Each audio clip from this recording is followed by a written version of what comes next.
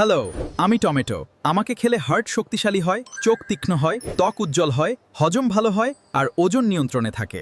আমি তোমার শরীরের বন্ধু। ভিটামিন সি, লাইকোপিন, ফাইবার সবই তোমার জন্য দরকার।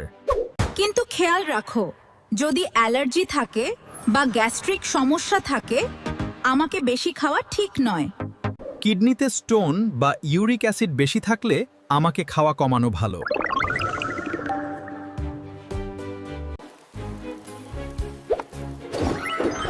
গরমে বেশি খাওয়া বা কিছু মেডিসিন খাওয়ার সময় সাবধান হও।